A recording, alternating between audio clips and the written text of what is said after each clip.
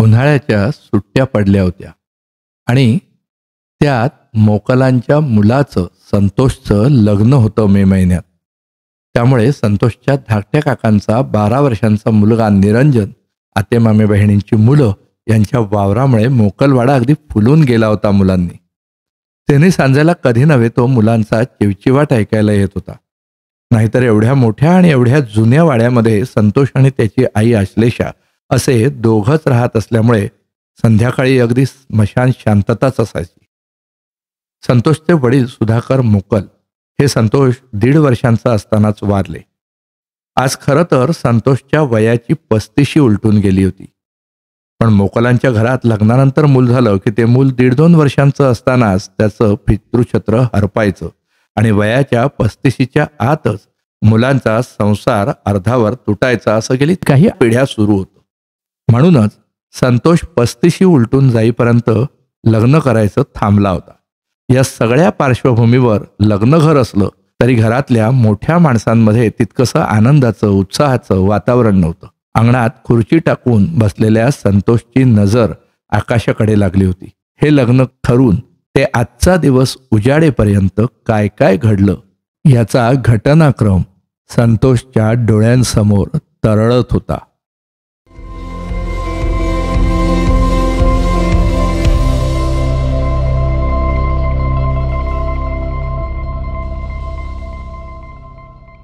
बारावी झाल्यावर संतोषने कॉलेजला ॲडमिशन घेतली. तिथे त्याच्याच वर्गात शिकणाऱ्या माधवीशी त्याची ओळख झाली. आवडीनिवडी जुळत गेल्या आणि हळूहळू मैत्रीचं रूपांतर प्रेमात झालं. दोघांचेही शिक्षणं पूर्ण झाली, नोकऱ्या लागल्या, 4-5 वर्षांचा कामाचा अनुभव घेतला. तोपर्यंत 25शी झाली होती दोघांची. दोघांच्याही घरच्यांना आता त्यांच्या प्रेमाची कुणकुण लागली होती आणि त्याबद्दल त्यांची काही आडकाठीही नव्हती. इकडे संतोषच्या आईने एक दिवस लग्नाचा विषय संतोषकडे काढला आणि भोवळ येऊन काही काळ शुद्ध हरपलेला माणूस तोंडावर पाणी मारल्यावर जसा खाडकन जागा होतो ना, तसंच काहीसं संतोषचं झालं. प्रेमाचा कैफ भल्या भल्यांवर गारुड करतो आणि व्यावहारिक विचार वगैरे अशा मनस्थितीत सुचत नाहीत. म्हणून तर काही वेळा घरच्यांचा विरोध होणाऱ्याची कल्पना असूनही जातीधर्मापलीकडे जाऊन अनेकांचं प्रेम बहरत जातं. संतोषचंही तसंच झालं होतं गेली काही वर्ष. पण आता मात्र त्याला खूप भीती वाटत होती की जिच्यावर आपण प्रेम केलं त्या माधवीला कोणतीही कल्पना न देता भविष्यात वैधव्याच्या खाईत लोटून फसवायचं का? छे, हे बरोबर नाही. पण जर खरं सांगितलं आणि तिने नाही म्हटलं तर तिला कायमचं सोडावं लागणार, हेही सहन होत नाहीये. विचार करून अगदी डोकं फुटायची पाळी आली होती. संतोषचा चेहरा पार उतरला होता. मान खाली घालून तो खिन्नपणे जमिनीकडे पाहत होता. आईने विचारलं, अरे संतोष, अचानक काय झालं रे? आत्तापर्यंत तर अगदी नॉर्मल होतास आणि असा एकदम चेहरा का उतरलाय तुझा? त्यावर संतोषने काही नाही, काहीतरी महत्वाचं काम राहून गेल्याचं आठवलं असं सांगितलं. मला नाही हे खरं वाटत, मी ओळखते संतोष तुला, आई आहे मी तुझी, असं म्हणत आईने अजून खोदून विचारलं.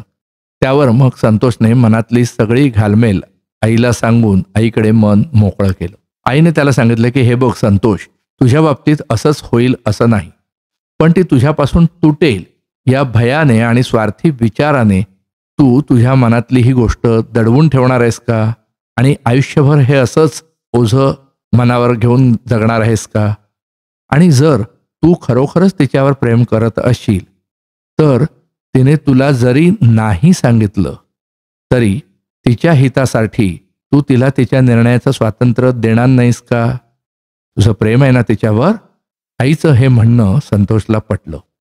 आता कुठेतरी त्याचं मन सैल झालं होतं, पण तरीही माधवीला हे सगळं कसं सांगायचं याचा ताण होताच मनावर. इतक्यात संतोषचा फोन खणाणला. नेमका माधवीचाच फोन होता. संतोषने आलोच हा आई असं म्हणत तो वाड्याच्या बाहेर अंगणात गेला. माधवीने फोनवर सांगितलं की आई बाबा, मला आज विचारत होते तू आणि संतोषने लग्नाबद्दल काय विचार केलाय. बाबा विचारत होते की आम्ही जाऊ का संतोषच्या घरी त्याच्या आईशी याबाबत बोलायला. मी त्यांना सांगितलं की मी आधी संतोषशी बोलून घेते आणि मग तुम्हाला सांगते. काय सांगू संतोष बाबांना? येऊ दे का त्यांना?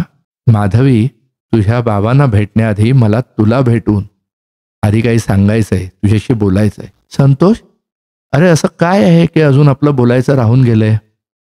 काही सिरियस आहे का? काय झालंय? सांग ना. नाही नाही माधवी, तू कसलंही टेन्शन घेऊ नकोस, संतोषने माधवीला शांत करत सांगितलं. उद्याच मी तुला भेटतो. ओके, भेटूया मग उद्या आपण.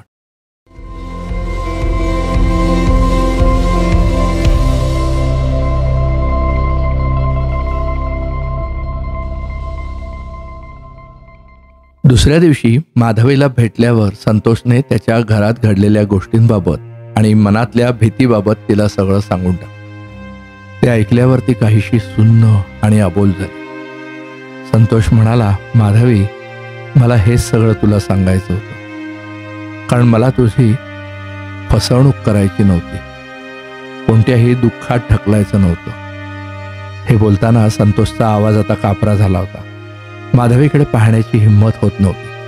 त्यामुळे खाली मान घालून जमिनीकडे बघत तो तिला म्हणाला, आमच्या घरात 35च्या आतच संसार आटोपतो, म्हणून मी जरी लग्न केलं तरी 35 उलटून गेल्यावरच करेन. आता आपण 25चे आहोत. अजून 11-12 वर्ष मी तुला कसं ताटकळत ठेवू? आणि माझ्यासाठी थांबून जर माझं काही बरं वाईट झालं तर तुझं सगळं आयुष्यच फुकट जाईल. त्यामुळे मला तुला हे सांगताना खूप जड जात आहे माधवी, पण शेवटी तुझ्या सुखासाठी हृदयावर दगड ठेवून मी तुला हे सांगतोय की एखादा चांगला मुलगा बघून तू लग्न केलंस तर तुझं आयुष्य सुखी होईल. माझ्याबरोबर लग्न करून काय वाट्याला येईल सांगता येत नाही, असं संतोष म्हणाला मात्र, आणि त्याच्या डोळ्यातून टचकन आलेलं पाणी समोरच उभ्या असलेल्या माधवीच्या पायांवर पडलं आणि संतोष एकदम गप्प झाला. त्यानंतर काही क्षण शांततेत गेले. मग माधवीने हळूच संतोषच्या हनवटीला धरून त्याचा खाली गेलेला चेहरा वर केला आणि तिने संतोषचे डोळे पुसले. माधवी म्हणाली, संतोष, माझ्याकडे बघ. तिने रडतच पण थोड्या चढ्या स्वरातच संतोषला विचारलं, मी तुला इतकी स्वार्थी वाटले का रे, की माझं तुझ्यावरचं प्रेम इतकं तकलादू आहे असं तुला वाटलं? तुझं हे सगळं ऐकल्यानंतर दुसऱ्या कोणाचा तरी हात धरून मी निघून जाईन असं तुला वाटलंच कसं संतोष? हेच ओळखलंस का तू मला? सगळं नीट व्हावं म्हणूनच तू हा निर्णय घेतोयस हे मला कळत का नाहीये? मी थांबेन अजून 12 वर्ष. आपल्या प्रेमासाठी एक तप थांबायचं, हे तप करायची माझी तयारी आहे. हे ऐकल्यावर मात्र संतोषच्या डोळ्यातून एकाच वेळी दुःखाचे आणि आनंदाचे असे दोन्ही अश्रू व्हायला लागले. माधवीचा हात त्याने आपल्या हातात घट्ट धरला आणि मनावरचा ताण मोकळा झाल्यामुळे, तसंच माधवीवरच्या दृढ झालेल्या विश्वासामुळे त्याच्या चेहऱ्यावरच्या खिन्नतेची जागा आता समाधानाच्या आणि आनंदाच्या स्मित हास्याने घेतली होती. तसं नाही ग, पण संतोषच्या तोंडावर हात ठेवत माधवीने त्याला मध्येच अडवत प्रेमळ स्वरात दरडावलं, आता आणखी काहीही बोलू नकोस. हे बघ, प्रत्येक जण जन्माला येताना ज्याचं त्याचं नशीब घेऊन जन्माला येतो. त्यामुळे आपल्या नशिबात तसं लिहिलेलं नसेल तर आज तागायत तुमच्या घरात जे घडतंय तसं होणारही नाही आपल्या बाबतीत. आणि समजा जरी तसं झालं तरी ते मी माझं प्राक्तन समजेन, कारण अशा मुलाबरोबर माझी भेट होणं आणि त्यानंतर आपले सूर जुळणं हा माझ्या नशिबाचाच भाग आहे, नाही का? पण किमान जे आयुष्य आपण बरोबर जगू ते तरी आनंदात घालवायचं. त्यामुळे आता तू हे सगळं डोक्यातून काढून टाक. माधवीने संतोषला बजावलं. घरी गेल्यावर मी बाबांशी बोलते आणि उद्या केव्हा येणार ते कळवते, माधवीने सांगितलं. हे सगळं अंगणात आराम खुर्चीवर बसलेल्या संतोषच्या डोळ्यांसमोरून तरळून गेलं.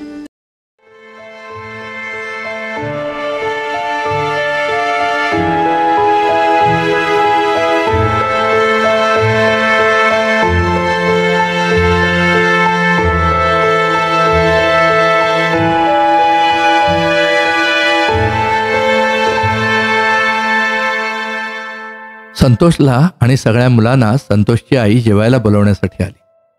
तिला संतोषचा चुलत भाऊ निरंजन दिसला नाही. तिने काळजीने विचारलं, निरंजन कुठे दिसत नाही, तो कुठे गेलाय? त्यावर संतोषच्या मामे बहिणीच्या म्हणजे शकुताईच्या छोट्या विशालने सांगितलं की आताच आम्ही वाड्याच्या मागच्या बाजूला गेलो होतो. तिथे एक बंद असलेला वाड्याचा दरवाजा आम्हाला दिसला. तिथे आत कसली खोली आहे म्हणून निरंजन विचारत होता.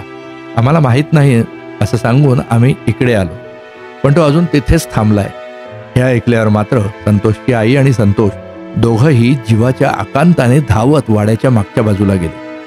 तिथे निरंजन दिसताच त्याने त्याला अक्षरशः पकडून फरफटत वाड्यावर आणला आणि पुन्हा तिकडे जाशील तर खबरदार असा दम दिला आणि सगळ्या मुलांना आत जेवायला पिटाळले.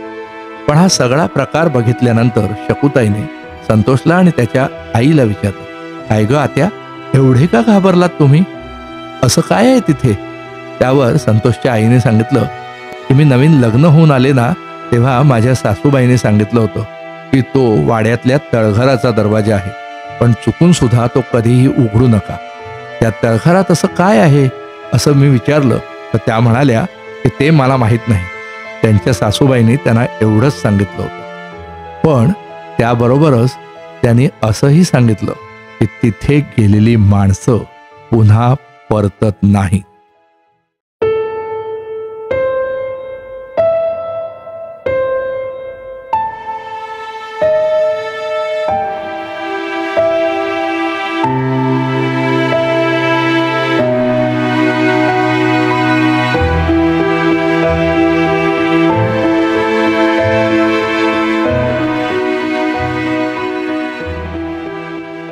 आदल्या दिवशी निरंजनला संतोषने आणि त्याच्या आईने वाड्याच्या त्या दरवाजाजवळून धरून आणलं होतं आणि पिटाळून लावल्यामुळे निरंजनचं कुतूहल तर आता आणखीनच वाढलं होतं. दुसऱ्या दिवशी कोणाचंही लक्ष नाही हे बघून त्याने पुन्हा एकदा त्या दरवाजाकडे जाऊन तो उघडून बघायचा ठरवलं. कोणाचं लक्ष नाही असं बघून तो हळूच वाड्याच्या मागच्या बाजूला गेला आणि त्याने कडी उघडायचा प्रयत्न केला. अनेक वर्ष न उघडल्यामुळे कडी अगदी घट्ट बसली होती. ती त्याला बिलकुल बाजूला करता येत नव्हती. मग निरंजनने इकडे तिकडे पाहिलं. दरवाजाच्या बाजूलाच एक मोठा दगड पडलेला त्याला दिसला. त्याने तो दोन्ही हाताने जोर लावून उचलला आणि कडीच्या कोंड्यावर घाव घालायला सुरुवात केली. पण त्या आवाजाने कोणी बघायला येऊ नये म्हणून तो थांबून थांबून घाव घालत होता. शेवटी एकदाची कडी पूर्णपणे उघडली गेली.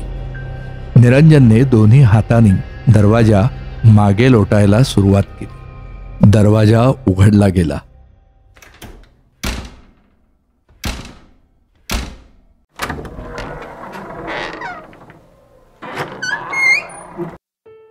दरवाजा उघडला गेला. निरंजनला खालच्या दिशेने जाणाऱ्या पायऱ्या दिसल्या. त्या पायऱ्यांवरून त्याने उतरायला सुरुवात केली. तो जसजसा खाली सरकायला लागला तसतसा हळूहळू बाहेरून आत जाणारा प्रकाश कमी व्हायला लागला होता. त्यामुळे त्याच्या हातात असलेल्या मोबाईलचा टॉर्च त्याने सुरू केला. पायऱ्यांना वळण होतं. ते वळण घेऊन आणि हळूहळू पायऱ्या उतरून तो आता तळघराच्या फरशीवर पोचला होता. आता तो ज्या दरवाज्यातून आला तो वर असलेला जमिनीकडे जाणारा तळघराचा दरवाजा दिसेनासा झाला होता. आत अंधार खूपच असल्यामुळे मोबाईलच्या टॉर्चचा प्रकाशही एकदम अपुरा होता आणि आत खूपच कुबट आणि काहीतरी सडल्यासारखा वास येत होता. इतक्यात त्याच्या पायाला काहीतरी थंड लागून गेल्यासारखं वाटलं आणि थोडं भुसभुशीतही लागलं. त्याने टॉर्च मारून बघायचा प्रयत्न केला. त्याला नीटसं दिसत नव्हतं, पण तरीही त्याने डोळे बारीक करून बघायचा प्रयत्न केला. तेव्हा त्याला त्याच्यापासून काही अंतरावर एकदम वारुळासारखं काहीतरी दिसलं आणि तो एकदम चरकलाच. परत वरच्या दिशेने जाण्यासाठी निरंजन जिने शोधायला उलटा फिरला. इतक्यात त्याला एकदम एक आवाज ऐकू आला. मुला, थांब इथे, जाऊ नकोस. तू आता तसाही बाहेर पडू शकणार नाही, कारण एकदा का कोणी आत आला की वरचा दरवाजा आपोआप बंद होतो, असं त्या आवाजाने निरंजनला सांगितलं. एरवी तसा भित्रा नसलेला निरंजन आता मात्र पुरता घाबरला होता. तो थरथर कापायला लागला आणि आपण कोणता आगाऊपणा केला आणि नको ते करून बसलोय या विचाराने त्याला रडू कोसळलं. काल आपल्याला घरातल्या मोठ्या माणसाने सांगितलेलं आपण ऐकलं नाही याचा त्याला आता पश्चात्ताप होत होता. त्याने टॉर्चच्या अंधुक प्रकाशात पायऱ्या शोधून त्या वळणदार पायऱ्याने तो वर गेलाही, पण मान वर करून बघितल्यावर खरोखरच कुठे बाहेर पडायचा दरवाजा त्याला दिसेना. मग सगळी शक्ती एकवटून घशाला कोरड पडलेली असतानाही जमेल तसा आवंढा गिळत त्याने मनात बळ एकवटून विचारलं, कोण आहात तुम्ही आणि मला दिसत का नाही आहात? कुठे आहात? मुला, मी या वारुळात आहे, तिथेच मी वास करतो. त्या आवाजाने असं सांगितल्यावर थोडीशी सळसळ झाल्याचा आवाज झाला आणि एक नाग फणा काढून निरंजनच्या समोर वेटोळं घालून स्थिरावला. निरंजनच्या टॉर्चच्या प्रकाशात आता तो पिवळा धमक नाग निरंजनला बऱ्यापैकी स्पष्ट दिसत होता. त्यामुळे निरंजन दचकून एकदम मागे झाला आणि ततपप करत त्याने पुन्हा एकदा हिम्मत एकवटून विचारलं, पण मग तुम्ही माणसासारखं कसं बोलताय? सांगतो, सगळं सांगतो तुला, पण तू घाबरू नकोस. मी तुला काहीही करणार नाही. त्याआधी तू मला तुझं आणि तुझ्या वडिलांचं संपूर्ण नाव सांग. अजूनपर्यंत आपल्याला काही केलं नाही आणि करणार नाही अशी त्याची ग्वाही ऐकल्यावर आता निरंजनच्या थोडा जीवात जीव आला. माझं नाव निरंजन महेश मोकल आणि माझ्या बाबांचं नाव होतं महेश गुरुप्रसाद मोकल. निरंजनने थोडं भीतच सांगितलं. अच्छा, म्हणजे तू गुरुप्रसादचा नातू आहेस तर? मुला, मी इतकी वर्ष तुझीच वाट बघतोय रे. नकोसं झालंय मला हे सगळं. निरंजनने चपापून विचारलं, माझी वाट बघताय? कशासाठी? त्यावर त्या नागाने सांगितलं, ही गोष्ट आहे साधारण 125 ते 150 वर्षांपूर्वीची. गुरुप्रसाद हा माझ्या मोठ्या भावाचा विश्वनाथाचा मुलगा. विश्वनाथ म्हणजे तुझे पणजोबा. मी सुद्धा तुमच्यासारखाच एक माणूस होतो. साधारण 24-25 वर्षांचं वय होतं माझं आणि विश्वनाथ माझ्यापेक्षा 2 वर्षांनी मोठा होता. मी पैशाचा लालची होतो आणि काहीही करून श्रीमंत व्हायची माझी इच्छा होती. आमच्या गावातल्या एका साधू महाराजांच्या आश्रमाच्या जमिनीवर माझा डोळा होता. ती जमीन आमच्या गावच्या एका तरुणाची होती. त्याचे वडील त्याच्या लहानपणीच गेले होते, पण त्याच्या आईने घरचं सांभाळून त्याला धीराने मोठा केला होता. त्याने मला हवी असलेली त्यांची ती जमीन त्या साधू महाराजांना आश्रमासाठी दिली होती आणि तो नित्यनेमाने त्यांची सेवा करायचा. साधू महाराजांना काय कसंही करून हकलून लावता येईल, पण तो तरुण जिवंत असेपर्यंत मला काही ती जमीन मिळणार नव्हती. त्यामुळे आधी त्या तरुणाचा विश्वास संपादन केला आणि त्याच्याशी मी मैत्री केली. एक दिवस जेवणातून विष घालून मी त्याला मारून टाकलं रे. त्याची आई, बायको आणि त्याचं 1.5-2 वर्षांचं बाळ तिघही पोरके झाले. ही गोष्ट त्या साधू महाराजांना कळल्यावर साहजिकच ते खूप संतापले आणि त्यांनी मला शाप दिला की तू हे जे कृत्य केलंयस त्यामुळे त्या तरुणाच्या आईचं आणि बायकोचं जे दुःख आहे तसंच दुःख तुझ्या घरातल्या बायकांच्या वाट्याला येईल. तुझ्याही घरात एकाचाही संसार टिकणार नाही आणि मूल लहान असतानाच घरातल्या कर्त्या तरुणाचा अकाली मृत्यू होईल. तसंच तू जमिनीच्या हवेसाठी हे दुष्कृत्य केलंयस तेव्हा तुला सर्पयोनी प्राप्त होऊन कधीच मुक्ती मिळणार नाही आणि तुझ्याच घराच्या जमिनीखाली तू गाडला जाऊन अनंत काळपर्यंत मुक्तीसाठी तडफडत राहशील. त्यांचा हा शाप ऐकल्यावर मी एकदम भानावर आलो. मी खूप घाबरलो आणि गयावया करत त्या साधू महाराजांच्या पायावर लोळण घेतली. त्यांना पुन्हा पुन्हा आर्जव करून मला शापमुक्ती देण्यासाठी मी खूप विनवण्या केल्या. तेव्हा ते म्हणाले की एकदा दिलेल्या शापातून तुझी सुटका होणार नाही, पण त्यांनी मला उशाप दिला की माझ्या 3 पिढ्यांना हा शाप भोगावा लागेल आणि 4थ्या पिढीतला एक बालक येऊन तो जेव्हा सर्पयोनीत असलेल्या तुला इथून बाहेर काढून गावातल्या महादेवाच्या मंदिरात सोडेल तेव्हा तुला या सर्पयोनीतून मुक्ती मिळेल. अगदी सुरुवातीच्या काळात 1-2 जण इथे या तळघरात आलेही, पण ते आत येताच दरवाजा आपोआप बंद व्हायचा. त्यांच्याशी मी ही गोष्ट बोलायचाही प्रयत्न केला, पण त्यांना बोललेलं ऐकूच जायचं नाही. दरवाजा न उघडला गेल्यामुळे ते अन्न पाण्याविना इथेच तडफडून मेले.